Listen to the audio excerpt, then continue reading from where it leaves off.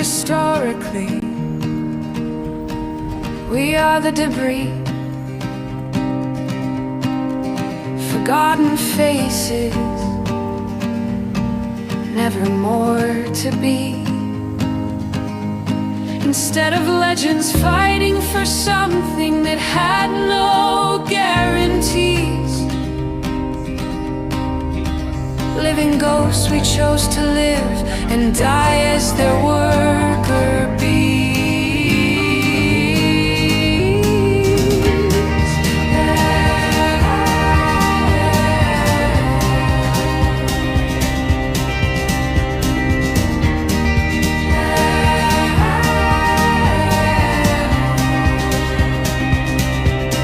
Why didn't we break out from their hide? Why didn't we follow our own sun to another life? Why didn't we scroll over all their flowers? Brothers and sisters, it's okay to be free.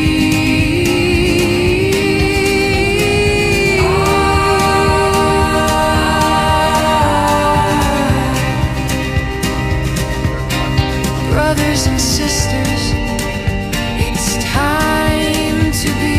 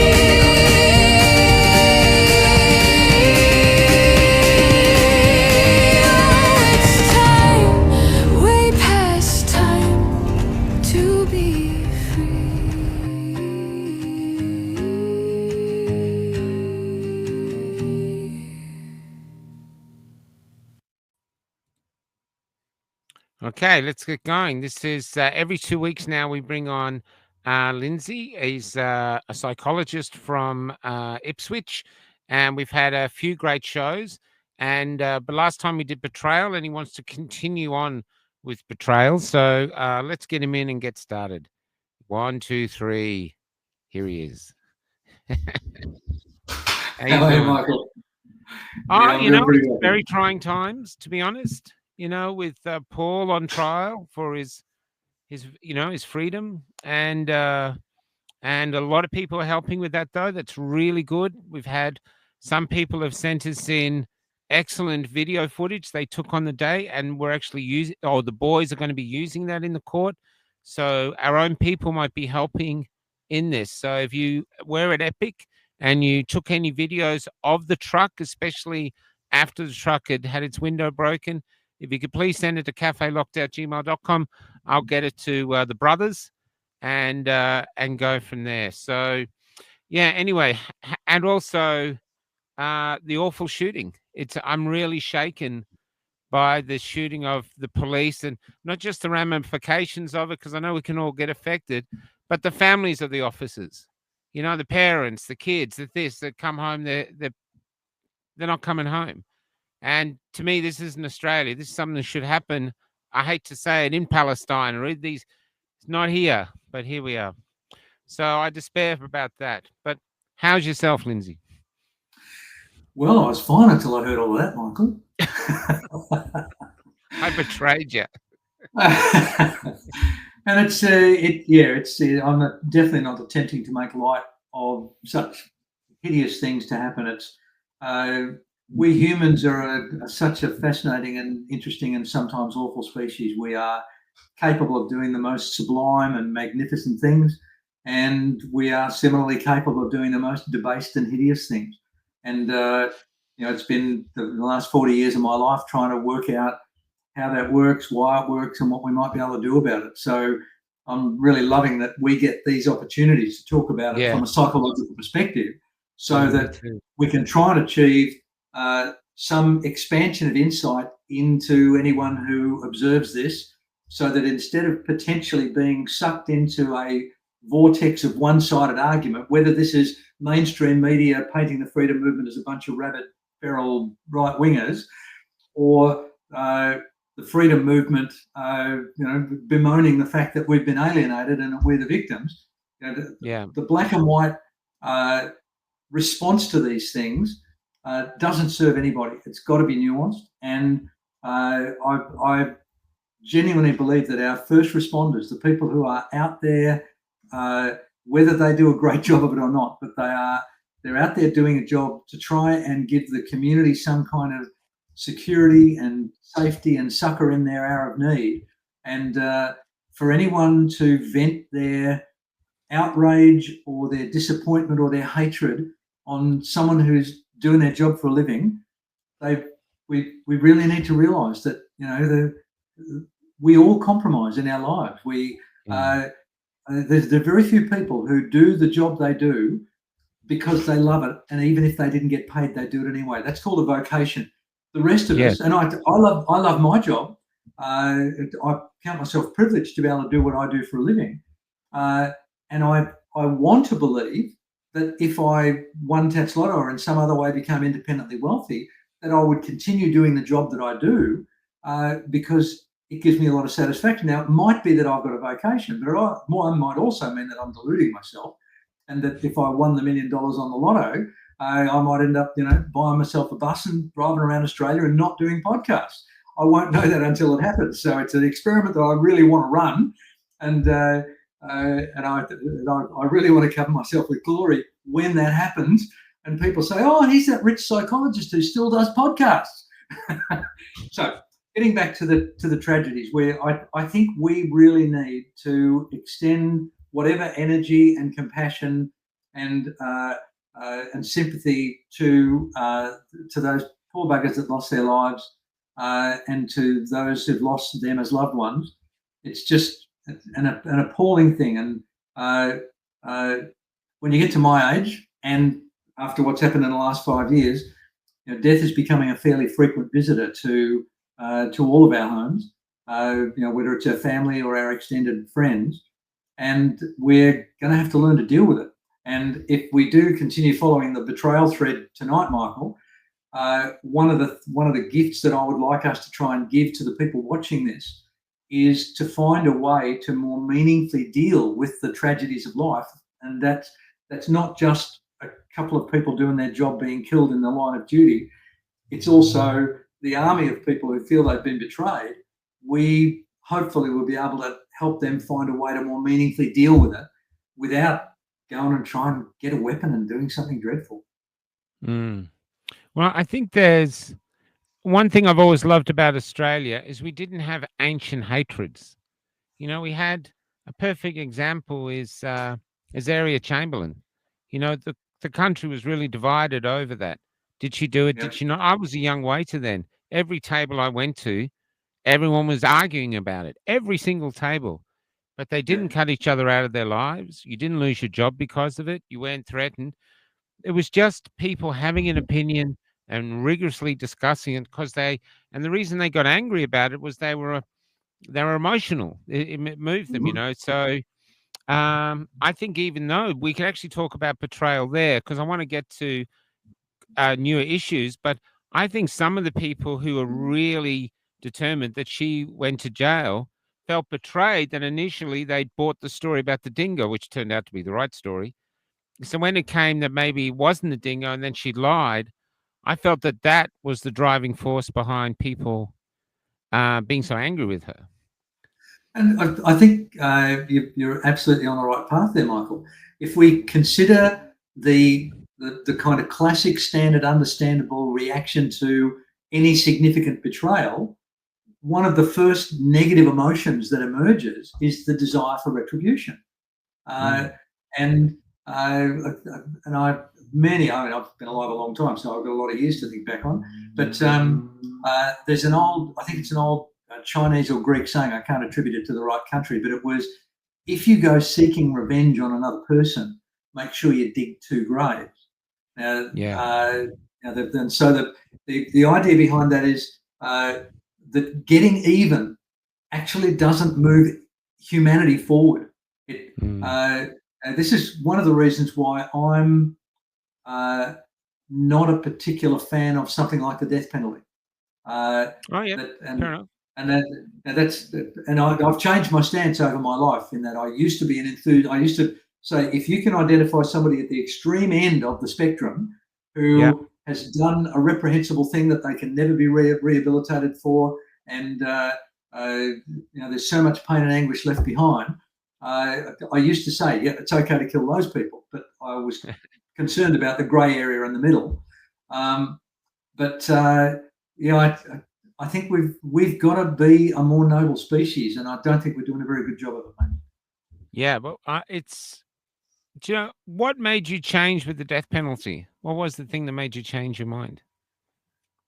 Oh, I think a whole raft of things, but I think the thing that has impacted on me mostly has been seeing true life crime documentaries where someone has been wrongfully accused of a heinous crime, and there's bodies in most Western countries, certainly Australia and the US have got them, which go about revisiting these sort of cases. Cold cases.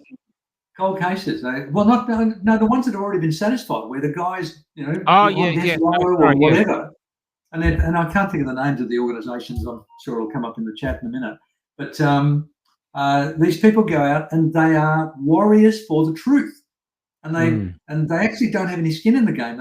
When they take on one of these clients who's incarcerated and facing the death penalty, for example, they say to these people, we are not going to try and save your life. We're going to try and find the truth. And if we confirm that you did this thing, then we will give the evidence of we will give the confirmation of your crime to the authorities so that they can sleep easier at night.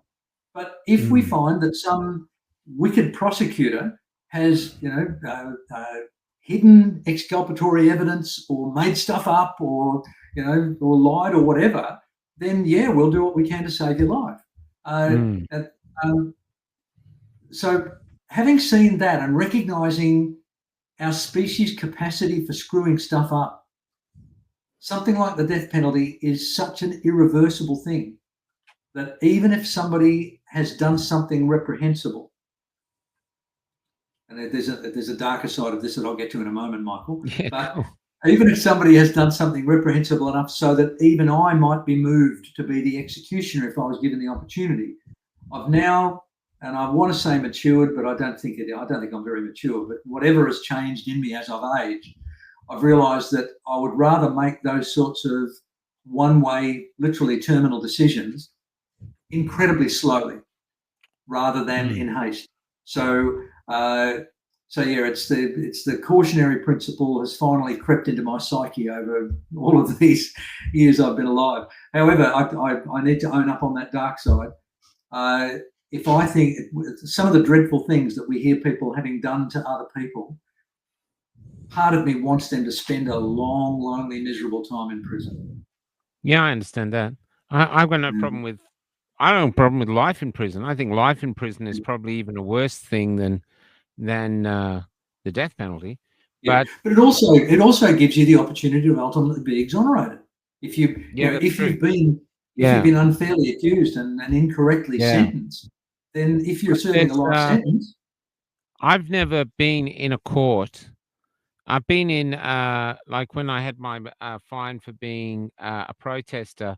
I was in the smaller courts, but I've never been in the Supreme. I've never sat in the Supreme Court. Now here I am in Supreme Court, watching a Paul, who's a lovely young man, and the prosecutor, of course, has to portray him as this, you know, monster, yeah, as something else, as the as you know what I mean, a bad person. yeah, And yeah, you're watching the police come in their medals and all the uniforms, and you're listening to the prosecutor. And the thing that's not swaying me is I know Paul, but you're realizing it's very easy to sway people with the theatrical displays, tonal use of certain words. yeah. And if Paul was on trial for his life, you could see how wrong verdicts could occur, Yeah. basically based to our human nature, which is why I think the death penalty is wrong, because there's no coming back. You kill the guy, and that happened. I know there was a serial killer in Perth. I can't remember his name. He used to just go into your house and shoot you. Tim Winton wrote about it in Cloud Street and others. He had a cleft palate. He was a strange looking fella, but that's what he did, and he was the last person hung in Perth. But before they hanged him or hung him, And yeah, he told them that this other guy they had in jail uh, was innocent, that he'd actually done the killing.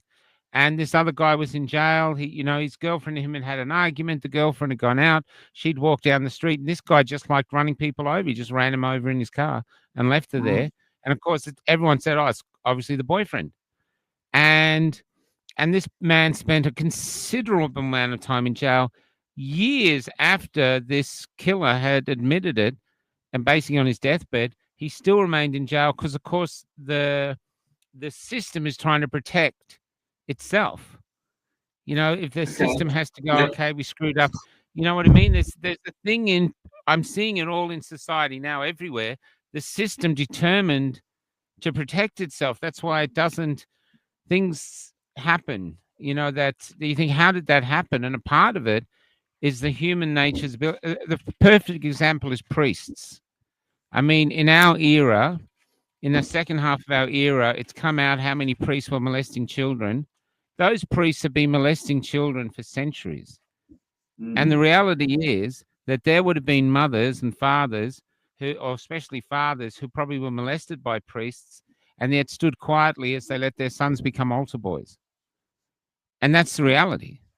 There's a big thing okay. in protecting the system. Yeah, talk about Yeah, that. okay. That's It's an definitely easy part of what subject. well, Pay off an easy one. no, I think it relates to the core of what we're talking about tonight, which is betrayal. That Yeah. those abused parents who then went on to allow their children to be exposed to the same potential abuse, Mm. that is a potential betrayal. Now, Yeah. and I've got a Double fairly betrayal. I've got a fairly strong suspicion that this is a part of the human condition. That if you look at the amount of time that humanity's been around, like millions of years, and I'm not interested in how long it is. It's just a very, very, very long time. The amount of time that we've been organised and arguably civilized, if the time we've been on Earth was represented by 365 days, the amount of time that we've lived in arguably civilized communal groups with some sort of decency and rules and in play would be like the last 10 seconds of the 31st of December. So for the majority of our existence as a species, we've effectively lived as opportunistic, borderline starvation hunter-gatherers, and we've lived in tribes. And our only security as hunter-gatherers was our position in the tribe. Whether that was the guy leading the tribe, the strongest person in the tribe, or whether it was the weak hanger-on who cleaned the toilets. That whatever our position in the tribe was, that was our life security. And if we acted contrary to the mores of our tribe, we ran the risk of our tribe expelling us. And an individual caveman out in the wilderness is a dead caveman. And so I, as a psychologist, when I look for some form of explanation as to why people do the sometimes crazy things they do, the very first thing I look for, does this have an evolutionary component to it?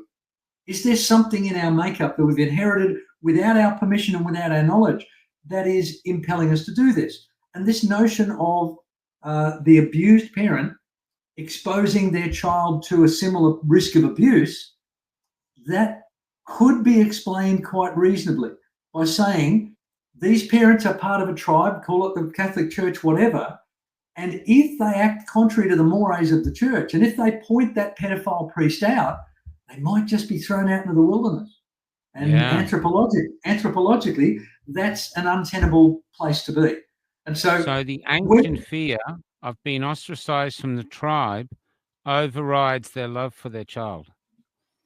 Well, that's assuming that there is a rational balance in the individual. But in those particular No, Michael. No, I think there's something more subtle that emerges from that understandable observation that you just made. Underlying what I just heard you say is the assumption that we humans are rational entities, that we actually weigh things up, and that these poor buggers who were abused themselves, when they become parents and they have to, and they follow the ritual of sending their children to church, the inference under what I heard you say was that these parents cognitively recognize that they're putting their children at the same risk that they went at, but they do it instead because they've balanced up that this is the price of being part of the tribe. I don't believe that's psychologically how it happens. I think these decisions are not cognitive, aware decisions. They're programmed decisions, and most people don't even know they're doing it. This is where the notion of doubling down of stupidity, where even though there is now a sizable minority of people in the world who have some insights into what has taken place over the last 5 years, and these people believe, and I'm one of them, believe that we've seen behind the curtain, and we've seen the little man pulling the levers to make the mighty Oz roar, speak and roar, and we're wondering why the rest of the audience in the theatre doesn't realise that they've had a trick played upon them. And that's this. And one of the explanations is this basic fundamental program, and that we're a tribal species, and if our membership in the tribe is threatened, then it's too big a price for a caveman to pay to disagree with the tribe. Now, the fact that we now live in the 21st century and we can find another tribe tomorrow, we can,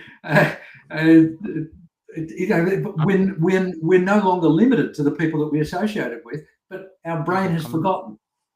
Yeah, I get it, man. I used to say this. I used to say this in the first marches I went to. I used to tell people maybe they're not waking up because this is tribal. So it's really interesting to hear it. Steve Adams here. The threat of exclusion drives our worst traits, cowardice being the result. And so they go with cowardice because they think it will protect them, which is interesting with this march coming up. Because I wonder with this march coming up on the 31st, because so many people are going, especially vaccinated people. It's basically, I think, people who have chosen the silent route and just trying to ride out the storm. I think they're realizing this storm ain't going to end. This ain't a phase. This ain't some sort of speed hump on the way. And I think they feel betrayed. And I think that's why people can feel the country's ready to sort of have a great pressure relief. My purview is not social psychology. Whatever insights I want to try and bring to these conversations are essentially individual psychology. But I'm fearful that there's a whole Okay, let's get back to the threat of betrayal from momentarily at least. betrayal is not betrayal until it's recognised. So if my business partner is stealing money from the business and I'm unaware of it, I'm not feeling outraged. I don't feel a sense of betrayal. I'm unaware of it. And so that would be a reasonable supposition for these. If these are newly activated objectors going to these rallies and they have now realised that they were fooled or coerced or tricked, they're now feeling the betrayal that those of us who kind of recognised early that this was a bit of a shell game that was being played on us with this over the last 4 or 5 years, they're now seeking some sort of revenge. They're in that resentment. I need to get some kind of recognition. I need to get some sort of payback, and I think they're going to make exactly the same mistake that a lot of us did in those early anti-lockdown, anti-mandate rallies, where we took our outrage and our need for revenge, and all we did was alienate the people who had not yet recognised the betrayal. And we really need those of us who are a little bit further down the path of living with this massive betrayal that we've been under. And there's an online men's group that I hang out with, and one of the guys, Aldo, I'll give him a shout out now. He sent me a really eloquent list of the magnitude of the betrayal that we've all experienced. And I'm not going to read it out because it's a long list, but it's an accurate list. And it starts with the betrayal from the government level all the way down to the betrayal from our next door neighbour level and our family member level. So we in this, what has been loosely emerging as a freedom movement, we've been living with this betrayal for a little longer, and maybe we've started to calm down a little bit with the violence and vehemence of our emotions, and we're now starting to more rationally evaluate the betrayal. And I want to believe that we're going to start coming up with intelligent responses rather than emotional responses, because the negative emotions, there is a place for almost all of the negative emotions, but that place is as a last resort, not a first resort.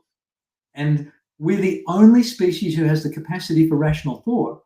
And if we cloak that or confuse it or suppress it by giving vent to our negative emotions, then we're doing our species and ourselves a disservice. And so I'm not comfortable. I'm not attending the 31st rallies, and there's a whole raft of reasons for that. But I think the people that have betrayed us at all of these levels, at the government level, the regulatory level, the public service level, the employer level, the union level, all of these various conspirators in the betrayal that's occurred over these recent years, I think they've been doing it in an attempt to get us tribally fighting against one another. I'm not sure whether you've posted or not, but there's a brilliant meme where the king is standing on his balcony looking out over the peasants who are revolting. And there's a bunch of them with pitchforks and a bunch of them with flaming torches.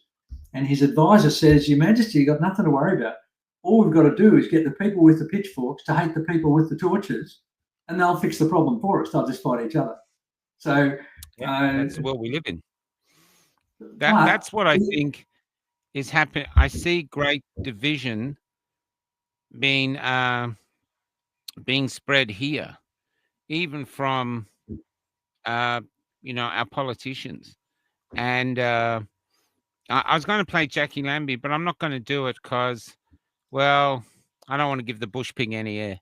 And I just, sorry to be thing, but I just can't stand the woman that people vote this toxic person in who just wants to spread division. I'll just finish.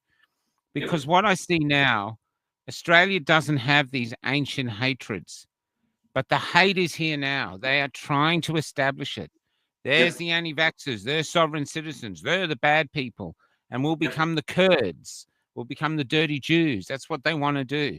That's why the Prime Minister is happy to call us cookers and all this thing. They want that division. They want a group that is the group to hate.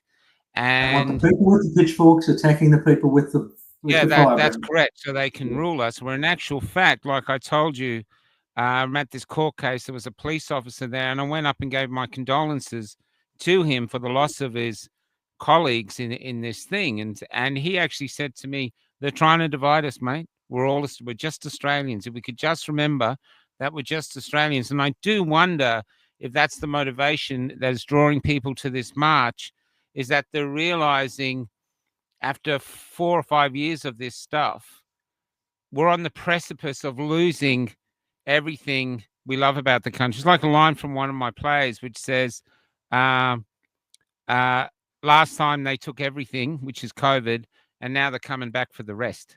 And this is what I think is happening here. And as a country, as a democracy, as a culture, you have a privilege of enjoying the culture if it's a good culture, but you have the responsibility to defend it. And I think from a positive note, this is why I'm going to the march. I'm going to observe what's happening. I'll probably be in the Canberra one with John Larder because we're in Canberra. But to me, there are people basically just wanting the government to see we are not happy. We're not happy, and we want to be heard, for all our various reasons. Yeah, that's one of the many reasons. One of the many reasons why I'm not going is because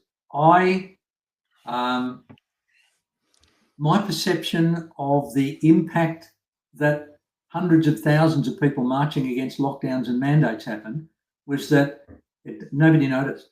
For whatever, that was and we all, of course it was, but that makes marching futile. Why would, one of the definitions of insanity is repeating the same behaviour in the hope for different outcome. I disagree with you there. I think the Epic March put a halt to a lot of the things they were planning that we're doing. I think everyone got shocked by the Epic March. So I'm not a big believer of that. I also think they're a great way.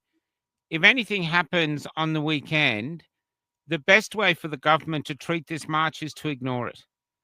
Just ignore it. Pretend it's like, from the government's point of view, pretend it's like a child having a tantrum. Tell your ABC cronies and this, try not to cover it much. That is probably the best way for them, strategy for them to make it go away. If they go and attack the crowd in any way, or if the crowd gets the sense that they're being set up in any way, then that could create a movement, a second movement, because there's people here, and I've seen this in the march when I was there, when initially they were firing on us with pepper spray and rubber bullets, and then they did it again at the shrine.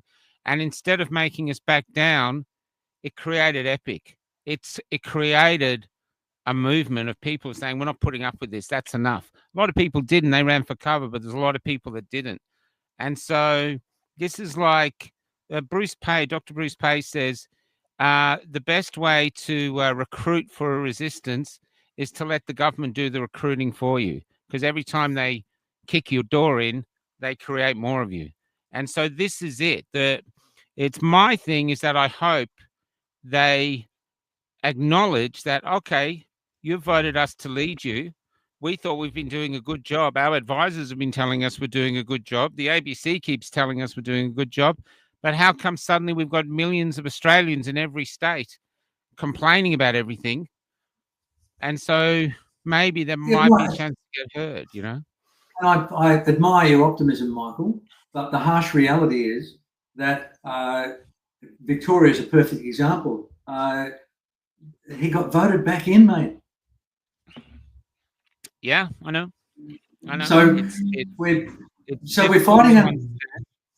Yeah, I'm genuinely. I really want to believe, from an individual psychological perspective, that if we start to use our capacity for creatively intelligent engagement with people who disagree with us, if that became our objective, and if every person who wants to make a difference set out to find people who disagreed with our stance and began the conversation with them by saying, I don't believe I understand the position you're coming from. Would you please explain it to me? And then shut up and let them talk. If that as a cookie cutter approach and people can play with it as they wish. But if we as individuals began to do that, if someone comments on a bit of Blue Bee on our hat or our t-shirt, instead of going into rant mode, and I was at a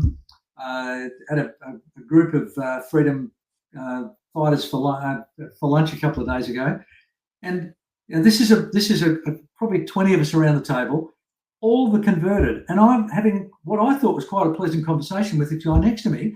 Next minute, he's pulled out a bloody folder and he's coming up with evidence to prove to me what I just said to him. Now, and I said to him, please tell me you don't do this to the uninitiated. It's bad enough you're doing it to me. When did I give you permission to be a lecturer? And he said, it's interesting, isn't it? Yeah. Spent a lot of time gathering this information. Though? Yep. Go back to your tribe analogy, which I had the same analogy, but go back to your tribe analogy. What is the one thing that would make, if the chief said go right and everyone was going right, what would be the only thing that might convince them to go left? A fantastic question, Michael. When I shut up, it means I'm thinking, Michael, so that doesn't happen very often. Okay, there's a couple of things. And it's situational, I believe. If the chief of the tribe is renowned for his wisdom and good decisions, then there will be no swaying. The tribe is going to go right instead of left, and they're going to be wiped out because there's a nest of lions or whatever that the one malcontent is aware of, and there'll be no point the remaining dissenting voice saying, "I told you so," just as he's being saber-toothed tiger. So that's so if the leader is a weak leader and the tribe is beginning to be dissatisfied, that's where the potential of another leader, and dare I say it, a Donald Trump, somebody of that ilk might be able to step in and divert the disaster, and there might be a peaceful coup within the tribe.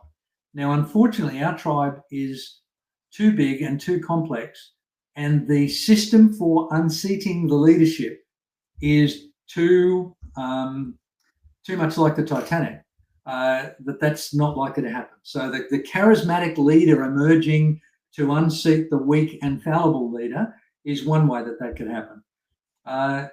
The other way is, and I'm not sure, have I ever told you the story about the time a company I worked for unfairly changed the commission structure on a product that we sold? Have I told you that story, Michael? No. I'll do it as quickly as I can. Sure. For 20 years before I became a psychologist, I was a relatively successful salesperson. And in this particular job, they were fairly high-end big-ticket sales, so a large amount of our reasonably good income was based on commission. And then a new product hit the market, and it was exclusive to the brand that I was working for, and it was launched with much fanfare, and there was far more demand than could be handled.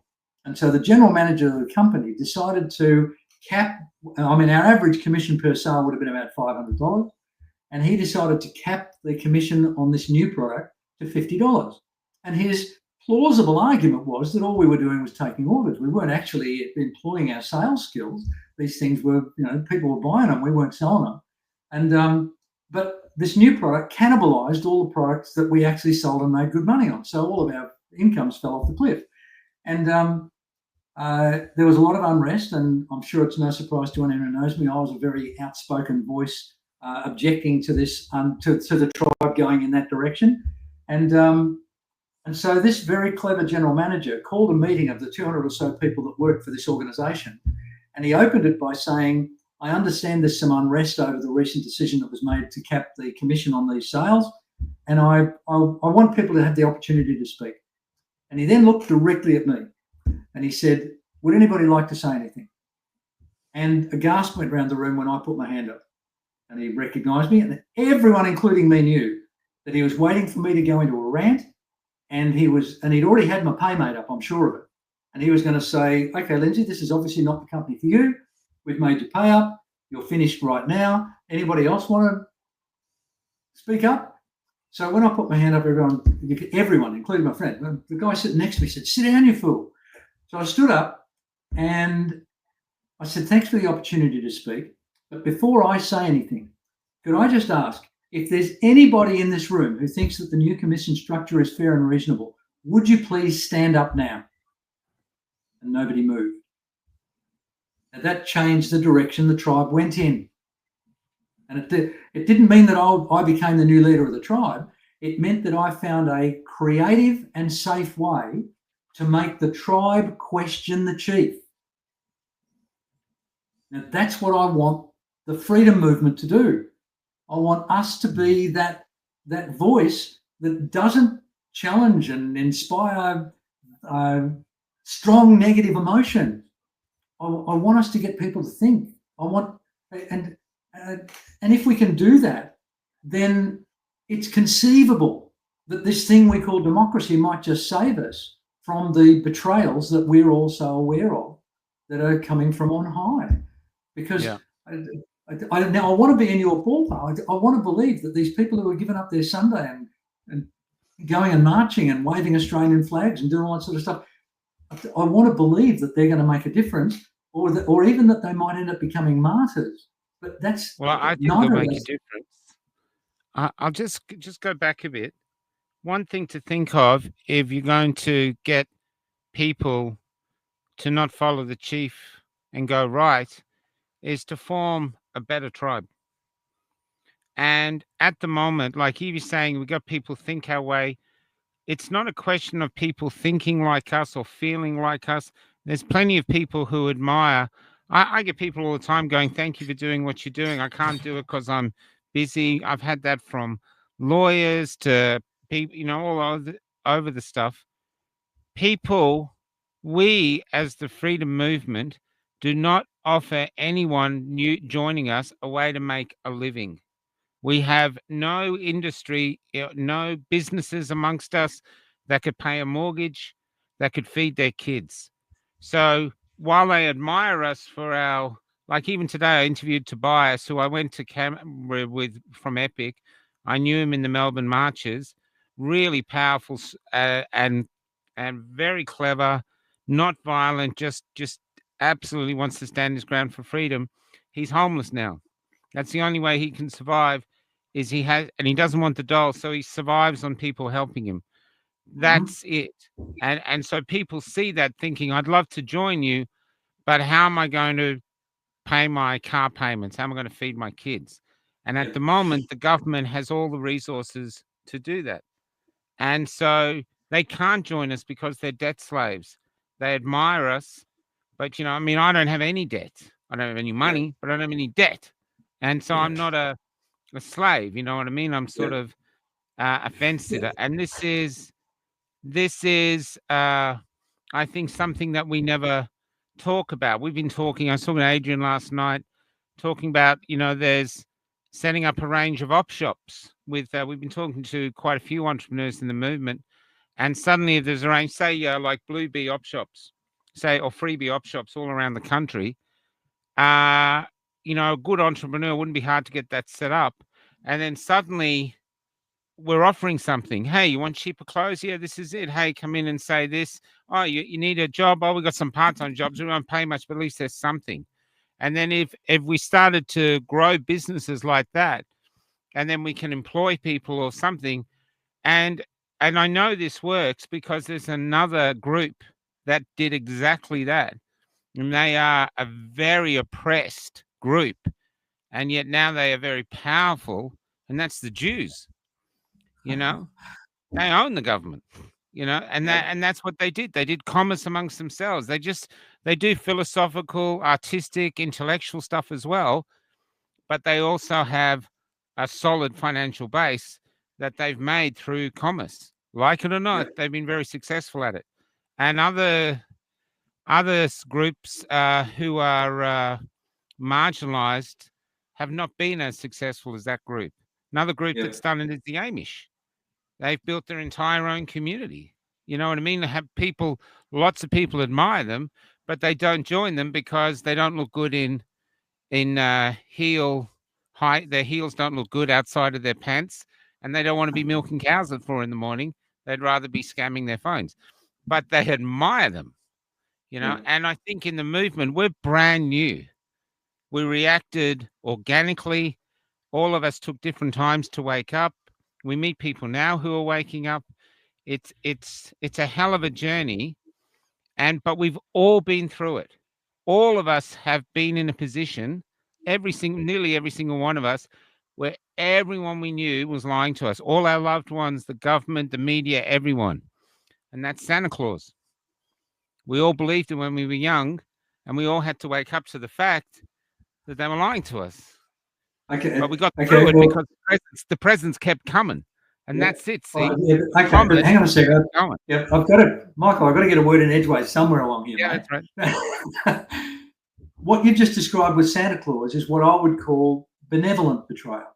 That nobody tricks their child into believing in Santa because they're trying to ruin their child's life.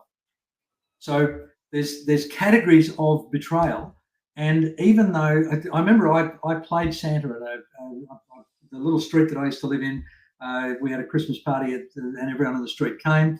And I used to be a really good Santa. Kids loved me. I'm a bit of an actor, and after I'd done my gig and come out and taken the Santa suit off, I think I was taking the suitcase full of clothes back to over the road to my house. And one of the guys who I was quite friendly with, his name was George. He walked up towards me up the drive, and I had no idea what he was going to say to me. And I noticed that his maybe 7-year-old son was tagging along behind him. I didn't realise that he didn't know his son was behind him until he said, "Oh, Lindsay, you did a great job. You're the best Santa Claus we've ever had." And I watched that little 7-year-old boy's face drop. And that was a monumental betrayal. And George saw my face looking past him, and George turned around, and here's the two adults with tears in their eyes, and the little kid just confused. The little kid, "So you were Santa?" And so we gave that little boy the truth, and I don't believe he ever hated us for it, and I don't think he was traumatized for it, because he understood that we were playing a trick on him because we loved him and it gave him joy. Now that's benevolent betrayal, and if that's the only betrayal that people ever have to deal with, then man, that's a good place to be. But that's not what we're talking about. I understand what you're saying there, but we're talking about malevolent betrayal. Yeah. And so that means somehow we've got to help people get their heads around how to recognize, how to accommodate, how to tolerate, and how to heal from these malevolent betrayals that are so prevalent. And as we've already talked about tonight, the instinctive emotional reaction is to get even. Michael, we're in the same tribe, and you've stolen my spear, and I'm outraged as a result, and something needs to make it right. Now, that might work in a tribal culture. I might be able to take my spear back and poke you in the leg with it, and that might satisfy my need for revenge, and then we can be best of friends again the next day. But what do I do when you steal my spear the next time? If my go-to is revenge and looking for some sort of way to punish you, then how do I escalate that meaningfully? The reality is, and this is arguably one of the origins of religion, is a meaningful reaction to betrayal is to try to allow the person who has enacted the betrayal to realize what it is that they've done to you and own the awfulness of their behavior. Now, if you are the sole outraged member of the tribe, I don't know whether the guy in the next tent over cares about you stealing my spear, but I don't think he does much. And so that means I'm not going to have a howling mob coming with me to Michael's tent to get my spear back. No. And so this idea of retribution, I think the 21st century would be a terrific time to let it go, because what we need to let the betrayers realize that we see what they've done, and that we're quite happy to talk about what they've done, and that they're the bad guys for having done what they've done. And hopefully there will be some kind of meaningful consequences to them that don't involve us sticking our spear in them. Do you think it's very rare you meet people who will readily admit they've done the wrong thing? Totally You agree. know, Totally agree. that's very rare. That's why I'd be very surprised if we saw an apology in our time. In fact, like thalidomide, it happened, you know, 50 years, 60 years later. Once Yep. they're rolling out a new something, they didn't want to make sure no one came back with thalidomide. So there's one thing I always remember is, we talk about being best, talk about being fair, talk about the great qualities of us, but we're the dominant species on the planet. And we're not that because we kindly ask the other people, do you mind if we farm you and eat you and treat you terribly? Or animals that got in our way, do you mind if we drive you into extinction because we want to build a golf course here? We just did it. You know what I mean? I mean, look at the difference between us and, say, the Romans, which is what, 400-500 years or more. I don't know how long ago that was, Well, but it was they were about 2025 years ago. Was 2000, yeah. at the But they heyday. were sitting there watching Christians apparently being eaten by lions, and that Yep. was their version of Days of Our Lives. And Okay, Michael, you do a brilliant job of raising about 12 really fantastic topics in the same paragraph. give me something to do. So, and I'm left trying to sort out, okay, I can't deal with all of them. Which one am I going to deal with? Yeah, cool, man. What you're referencing there, so let's briefly deal with the Romans. What you're dealing there is tribal cohesion. That if your tribe normalizes that sort of bestial behavior, then it's dangerous to question it. And we're the equivalent of the Christians in the Roman era, that we have recognized what we see as bestial behavior and betrayal from our government and all the other layers of infrastructure down. But the rest of the Romans are, raving them on. One of my favorite Christian in the Roman day jokes was this poor bugger was buried up to his neck in the sand, and then they released the lion. And the lion rushed out and, tentatively pawed at this disembodied head in the middle of the sand. And the quick thinking Christian bit the lion on the paw. And the lion backed off, really? and all the Romans as one screamed out, "Play fair, Christian." Wow. They blamed the Christian and that's what the crowd is selling us. They're telling us, you're the crazy people, you're the radical right wingers, you're the anti-vaxxers, you're the tinfoil hat wearers, because you're not passively letting the lion eat your head. Yeah. That's right. That's right. Well, in a way, we kind of did that here. But anyway, keep going.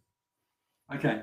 So I can, looking at history, you pointing out thalidomide is very valid. The medical industry didn't begin washing their hands between patients until about 20 years after Semmelweis's death. Mm-hmm. I don't think the church changed its mind on whether the sun rotated around the earth or what Copernicus said until many years after Copernicus's death. Nelson Mandela was languished in prison for 27 years before his objection to being betrayed by his white overlords eventually bore fruit. The most common way that these things happen, even after Christ was crucified, it took hundreds of years for Christianity to meaningfully emerge from that terrible betrayal. So I suspect that in the absence of bloodshed, unless we have some sort of a French Revolution, and that was a mess anyway. That all they did was shift from one group of rapacious overlords to a less well-dressed group of. Robespierre was worse than any of the nobility, and so there is either some form of tumultuous unrest, and within a single generation you get a complete turnaround. That's very, very rare. I think we dissenters have to be patient. We have to understand that the things we're doing now may well not happen in my lifetime, because I'm in probably the last half of the last third of my life. But that shouldn't stop us patiently trying to bring the change about. that poor bugger Wakefield, the doctor who rang the bell on the potential link between vaccines and autism. Yep. He lost his license and was vilified. What was it, 45 years ago? And it's only now is he starting to be reviewed, and people are starting to seriously reevaluate whether what he said deserved to be vilified the way it was. So I'd love it to happen this weekend when this march happens. Oh, no, it won't happen this weekend. I think I'm not a believer in silver bullets. What I think this weekend, I'll tell you what I think this weekend is. We were the first we were the first marches because we could see our freedoms were under attack. This is the second wave. They choose the other way. They thought, okay, I'm going to be compliant. I'm going to do everything they say, and the government will sort this out. And now a young person said to me the other day that her young friends are all realizing this isn't a phase. This is they're trying to create a new normal, and there's very little in this new normal that's conducive to the human soul, which is why there's an opportunity for a new tribe, because we're finally going this way and people are going, I can't see anything there for me. You know what I mean? And so this is what I think. So the things it'll do this weekend is, I know from traveling around the country, everyone is separated by silence. People are too scared to speak about these things in case they lose their jobs or friends. But if they suddenly get in a crowd and all around Australia, all these people are going, no digital ID, stick a camera, stick of this, they're going to go, I'm not alone. And suddenly this actually could be the creation of a new tribe. I've more strength to you, Michael. I really want to believe that that's the way this is going to emerge. Could happen, because the first marches created my tribe. The tribe that I'm in, not my tribe, I don't own it, but the tribe that I'm a part of was created by the marches. Epic and the other marches, we still resound ourselves from it. Even though we've broken up, they created us, you know. Okay. So if we come back to your lovely analogy of the tribe, someone in the tribe knowing that the chief's taken us in the wrong direction. If the chief has got a big band of bully boys that are his useful idiots, and their job is to stifle dissent, and the tribe is going along, and the chief says, okay, everybody, we're about to make a right-hand turn, and this is going to take us to paradise. And Michael Grey Griffith stands up at the back and says, oh, I don't think that's a very good idea. I saw some saber-toothed tigers down there when I was out hunting. I get that. Yeah. Now the bully boys come and beat the shit out of Michael Grey Griffith, and the chief says, anybody else disagree? And this is where the forced conformity comes from. Now, but that's a choice. See that? What you're saying there, that's the conformity is a choice. Dissent is a choice. No, Michael, I'm sorry. You've got I have to call you out for having a very short memory here. Earlier on in today's conversation, we talked about the abused altar boy who grows up to be the parent who sends his child to the Catholic to go and be an altar boy. A choice to do that. That's programmed choices, Michael. They're not aware, intelligent choices. I think what there is we assume that everybody has this sort of foundational level of morality, but I think some people don't. I don't think some people have a very low threshold of morality, and it's just basically what's in it for me. And then it goes up to different states of benevolence and stuff like this, and we see that we see that in politics for sure. But I have to rigorously disagree with you here. I think the people make a choice. I heard let's go darker. I remember a story my mum told me of a child that was getting molested by her father, and her mother used to stand at the door to keep the brothers away. That mother made a choice. She made a choice to do that. She could have gone out and maybe lost her family, lost this, and would have been really hard. And maybe that's what was keeping her. Or maybe she just isn't that nice. It is possible that there are parts of people in this society that are not that nice and only feign having morality and caring. Okay. And they don't actually. I love the fact that we're willing to remain friends and still disagree. And you haven't won me over yet, because I think what you're now doing is benevolently projecting. I want to believe that you and I and almost everybody on this call are weirdos. We are not ordinary humans. But what we've done is we've made a choice. Here you are, you're living in a damn bus. That guy you have met in Canberra is homeless. Now, what those people have done, they've made you and that voluntarily. Exactly. But you made that choice, Michael, because you're a weirdo.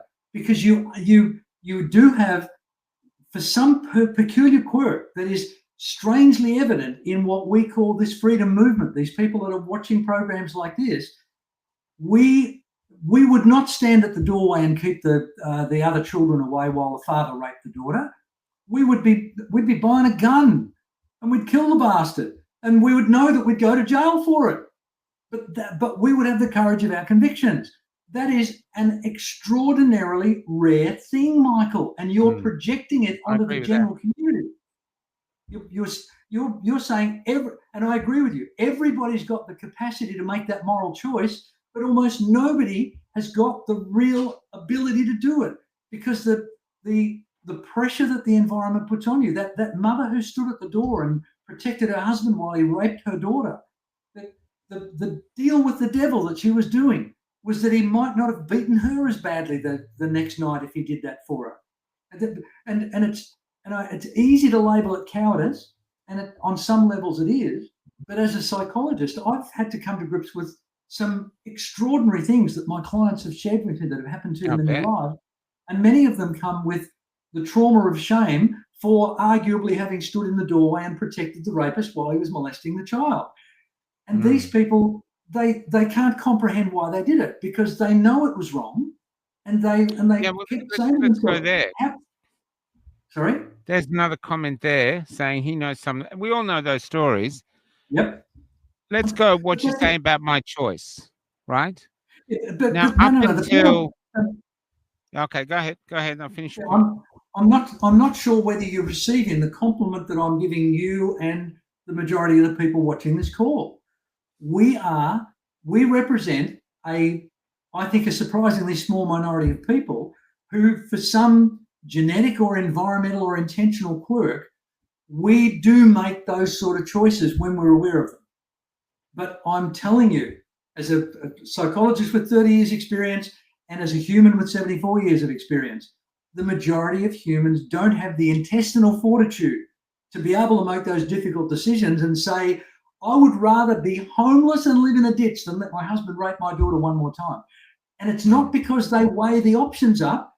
They only see the benefit for themselves or the cost to themselves. And most humans are very poorly equipped to be able to confront such awfulness. And so we go into a state of denial, cognitive dissonance, Cartesian crisis, all of these really important phenomena that occur, and we become helpless but to do hideous things. The whole German population was behind Hitler. And post-World War II, there was only a couple of ways the people who had promoted fascism and Hitler during the years of that terrible Second World War, once they were vanquished and once they could no longer pretend to be the master race who were winning the war, there's only two ways that the population of Germany who were collaborators, they either killed themselves, and the Allies reported finding hundreds and hundreds of suicides when they finally went into Berlin, or they never spoke of it again. Yeah. And that's ordinary humans, Michael. And what we are in is a tribe of extraordinary humans. I need to make this point really, really. We're in a tribe of extraordinary humans. We're the one, out of our group, out of the people that we loosely call this tribe that we're connected with, that's where people like Schindler would have come from. But he was one in a million. Now, our job, I believe, if we found this thing in ourselves, somehow we need to find a way to infect the rest of the population with whatever it is that we want to define it, whether it's courage, whether it's honesty, whether it's some intellectual rigor, whatever we bring to the table. if we can infect other members of the community who are like that poor woman that stood in the door and prevented her sons coming in to protect their sister, if we can now imagine the realization that woman would have when her own awfulness actually came home to roost. Now that, I can't imagine what sort of an existential crisis that would be. Now that means that's an enormity far greater than just somebody bloody telling us we shouldn't get medical treatment because we're unvaccinated. But when that dear friend of 40 years has the realization that he actually did an offensive, hideous, inhuman thing by saying the unvaccinated should be denied medical care, at that moment, the people that he vilified should be there to embrace him and say to him, I think I understand why you did that horrible thing. I forgive you for it. So that's my rant, Michael. Oh, you've frozen, mate. Oh, I thought you were just paying attention to me. I wonder who's going to air, whether it's me or Michael. Can't get you, Michael. For a brief moment there, I thought I had you enthralled. So no, there's I don't know what happened. We're on Starlink, but it's pouring with rain here. So yeah, I just missed the. And you've frozen again, mate. I don't know whether you can hear me.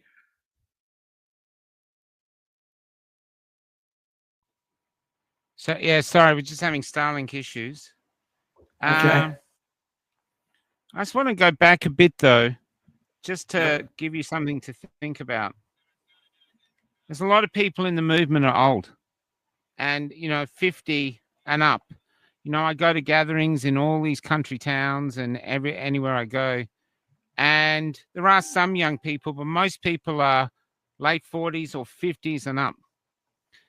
And I wonder if they're with us, and if they're with us because there is a part initially where your value system is about, stuff. I need to buy a house, need to get a great car, need to get this, need to get this. But not everybody, but some of us get to a point of realizing, wow, I've got all this stuff, or I've had it all, and I'm vacuous. And then out of that vacuum, this is where these greater morality, integrity, nobility, these other things emerge, because you're thinking, and then once they start to, and you start doing more benevolent things, like you help in a soup kitchen, other people I've met like that, suddenly that hole inside them, they find is filled by purpose of something greater than themselves that doesn't acquire, it is not to do with, a perfect example is the guy that runs the site, Excess Deaths Australia, I think, or one of those, suddenly died. He doesn't do interviews and stuff, but he works like a Trojan, and he's how we get the Forest of the Fallen. He collects all this. He's always busy, and yet he's found great purpose in doing that. I find people now who want to help with me, they're doing their job to pay the bills, but anything they can do to help, they love, because we've got people. Margie makes mugs. Margie Mugs, we call her in Mildura, Maryborough. She makes mugs for us. There's other things. There's mechanics work on the bus for us. They like to keep the bus going. So we've created something that means more than money. And I just wonder if this is the journey people take. If you've found this through your patients, as they get older, they yearn for something that literally nothing they can buy is going to feed. So they start looking for something with some other way to fill this hole inside of them. Or am I just a weirdo? Well, of course you are, but so am I. It's an interesting. I mean, there is some potential for age to bring wisdom, but gee, there's a lot of stupid old people too, mate. It's not a guarantee. It's a side effect of living a life full of experiences. Is that some wisdom comes, and usually with wisdom, you will have heard of the Dunning-Kruger effect, I suspect. Yes. Okay. I've heard of it, but fill us in just to come in. I just check what's wrong with my Starlink. Hopefully it hasn't blown off the roof. Sorry, go ahead. So, yeah, sorry, I've just got to get back on track now. Man, I've lost it entirely. The something Kruger effect. Oh yes, the Dunning-Kruger effect. That the amount of confidence that a person has in their convictions is almost perfectly correlated with their ignorance on that particular subject. So the more confident a person is, almost certainly shows that they know almost nothing about what it is that they're confident about. And as a person develops, and this is what life is like. That when you're a teenager or 20 years of age, you are supremely confident that you know everything about everything, even though you know nothing about nothing. Nothing about everything. But as you get older, you suddenly start to be confronted with the realization that you actually know almost nothing. And so some humility comes in that. And so that's a really important thing, but it's not universal, Michael.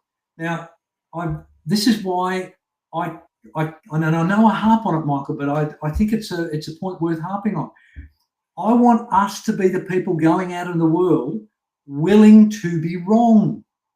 I don't want us to be the Dunning-Kruger people. I want us to be going out to the Dunning-Kruger people and saying to them, why are you so convicted in your beliefs?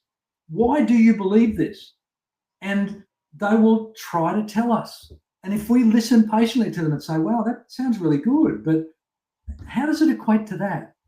And then once you let them, and you will get to the point, if you're patient, if you're intelligent, if you're creative, and if you're curious, you will get to the point where the other person will suddenly have a realization that they're a moron.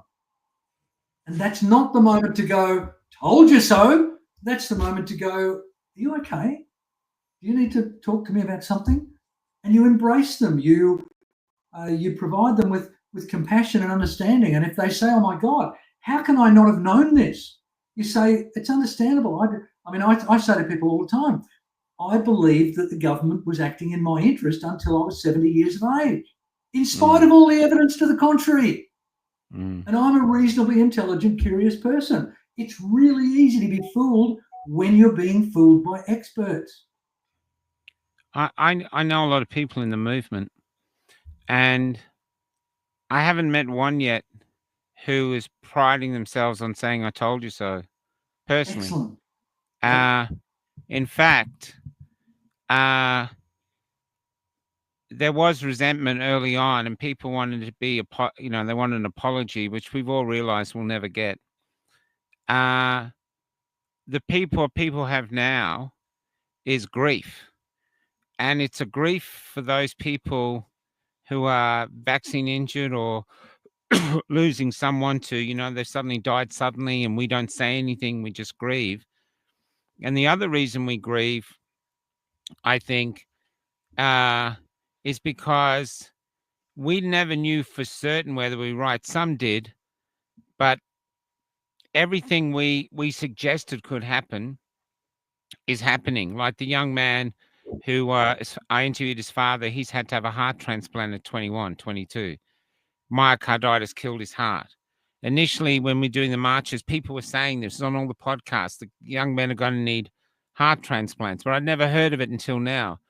But when it happened, it didn't make me go, told you so, shouldn't have taken it. And maybe some do in the comments. But to me, it was great. Michael, my apologies for having distracted by such a blunt and extravagant response. That was not the point of the story. Let me finish though. But the other thing that I love about our community, and not everyone said it, but if I have conversations, people say it, they want to be wrong. They would be happy to be the fools and to be seen as stupid because they got proven that they're wrong and the vaccine was safe and effective and worked and stuff like this. But unfortunately, being right has come with a great burden. And we're still dealing with the fact, like you said, a lot of the community, no matter, it's like when I did that 10th bird rant. We're not up to the 10th bird yet. Maybe the march is the 10th bird. Have I told you about the 10th bird? No. Early on, when we were doing probably in the first 2 or 3 months of when we started with when Damien Richardson joined me, a man put a comment on. If he was watching, I don't know who he is. I'd love to have him on. And he said, I'm a hunter. I hunt birds. If I can get close enough that they can't see me, and he has a 22, so it's not very loud, I can sometimes shoot up to 10 of them where they're sitting there watching their friends' heads blown off. And it'll take, and by the 10th one, they'll go, let's get the flock out of here. And they're gone. And I was thinking, in our country, what is the 10th bird? What is the final thing where the population goes, okay, enough? You know, you've got drag queens teaching the kids. You're teaching our kids. Like we just heard tonight from a government employee that wants to remain secret, that in the kindergartens now and in the daycare centres, no Australian flags. Aboriginal flags, other flags, but no Aussie flags. These by itself, it doesn't sound much, but you add that to late-term abortions, you add that to giving all our gas away for free, you add that to turbines that don't work, that are costing us a fortune, this. At some point, there's going to be a 10th bird. And it's what it is realizing the people that followed the chief to this way have realizing there's nothing here for us. This guy has led us the wrong way. There's no food. We're starving. And because at the moment, and this does tie in, I think Australia is waking up to the fact that we've got all this mineral wealth and yet we're broke. So currently Australia, a great poster for Australia or a meme would be a lot of starving people standing in an all-you-can-eat restaurant. Because the wealth is there to be had, and yet we're going broke. We're being done. And I think the evidence is getting so overwhelming. So, and this gets back to betrayal. Because at the moment, they're blaming migration, but it's not the immigrants' fault. We've been betrayed. It's the politicians' fault. Yep. I even think it's deeper than that. I think it's deeper than the politicians. I think it's us. We lived through the Shilby Wright era, where we didn't give a shit about what the politicians were doing because we were still getting paid and we could afford the mortgage and everything. So we were happy as Larry. Where behind the scenes, I think these incompetent politicians were going up and saying, free trade agreement. We give you everything and you give us nothing. Yeah, that sounds good. And suddenly we have no industry at all, nothing. We've got a country that's basically a service country, a service industry country. And here's where we are. And this is what's happening now. The country's waking up to realizing we've been betrayed. And I do wonder if the community will have the courage, and this would be a great question, actually, will have the courage to understand we are the betrayers. We betrayed the lucky country by not living up to the responsibility of monitoring what the grubs were doing. You talk about how to deal with someone who's betrayed you, but how does someone who's the betrayer come to terms with the fact that they've betrayed someone, either on purpose or inadvertently? Okay, and I hear two really important questions there. One is, if I have actively been part of the betrayal, if I've been a useful idiot in promoting all of this stuff and I have an awakening, that would be the equivalent of the post-Berlin Second World War experience, where people will find their own existence intolerable and they will either go into silent denial or do something more drastic like the poor buggers in Berlin did. But the other element of that, which is, I think, a fairly important one, is the notion of self-betrayal, where if I'm the useful idiot, my realization is not that I have just betrayed my country or my fellow man, but that I've also betrayed my own values, and that's a potentially existential threat as well. So, and this is where I really want our fellows in this freedom movement to be to not wait for the 10th bird. I love that's a terrifying analogy, because the analogy indicates that the flock is too stupid to realize that they're under threat until a critical number have died as a result. That's a terrible outcome. Sound familiar? Absolutely. But But we're the minority members of the flock who are trying to point out that heads are exploding on fellow flock members. Hello. And the fact that we are being treated, we're being reviled for pointing that out, means we're pointing it out in the wrong way. Means we're betraying ourselves and our fellow men by relying on inefficient or ineffective ways to point out these 6, 7, 8 dead birds so far. And we've got to get better at this.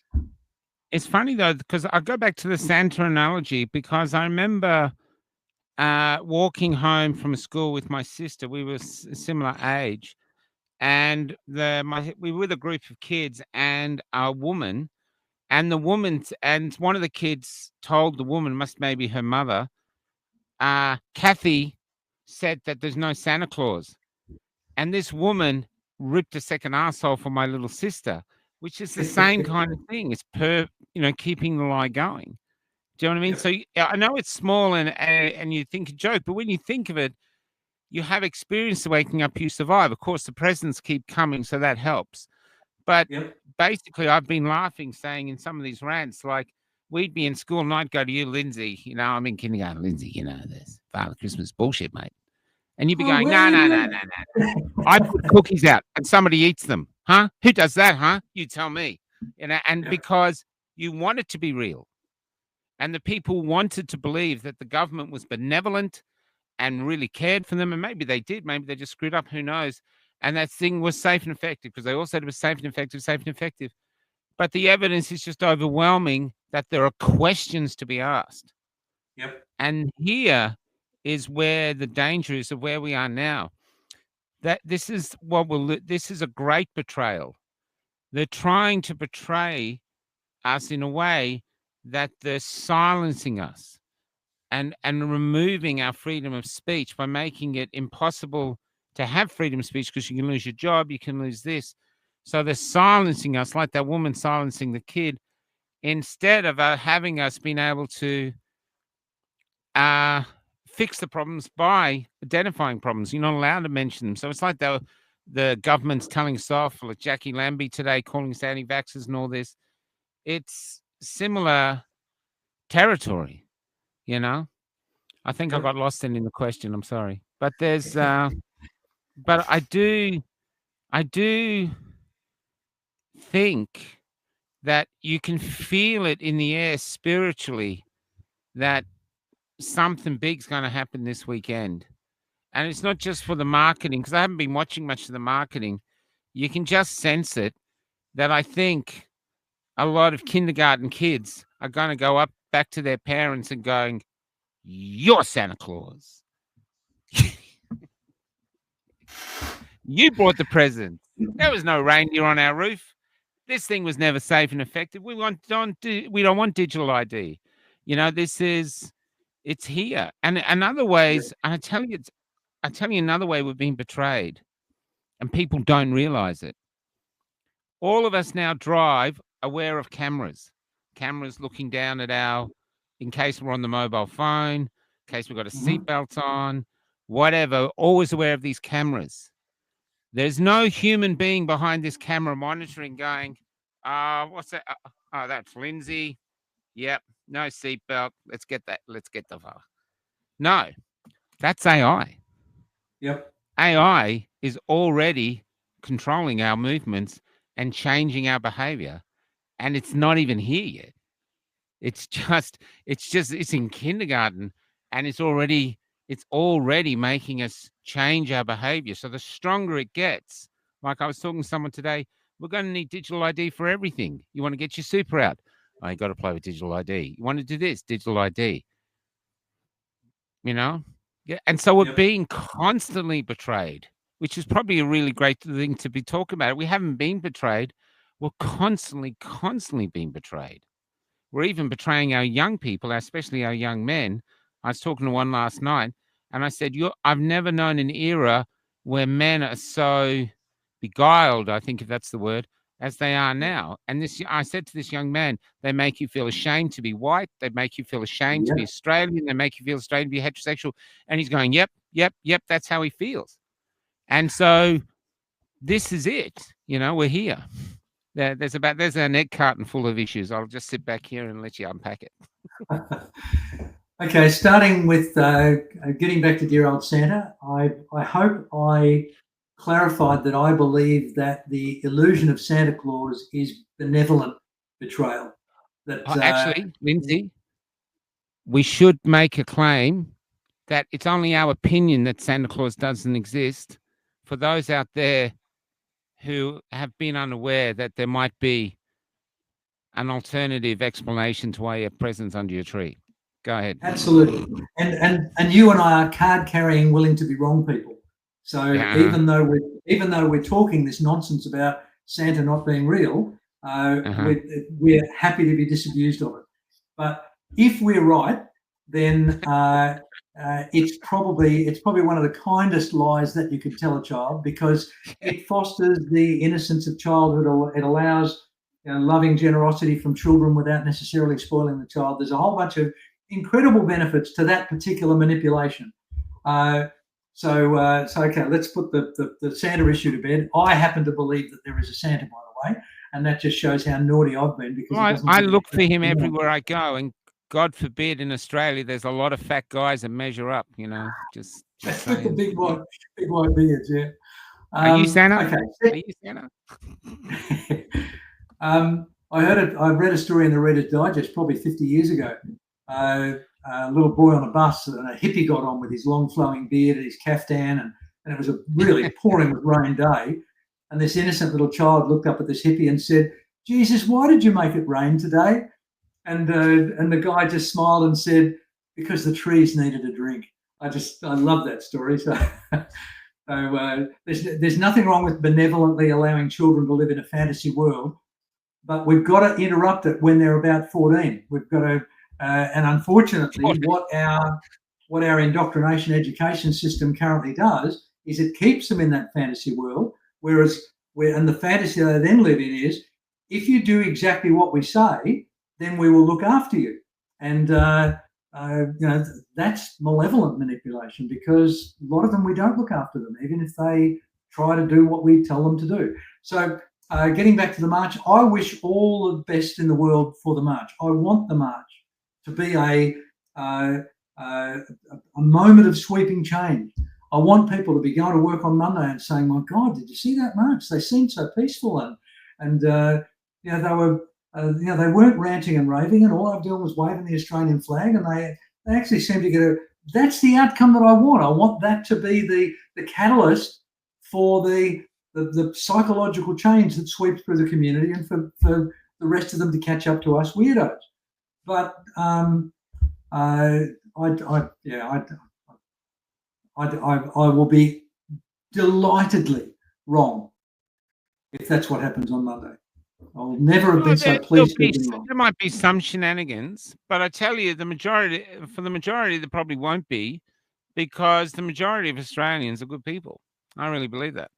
They've made strange choices. We've had huge testing of our character in the last 5 years, but and each side will say the other side, that we're called selfish. The other side, who knows? We've called them sheep.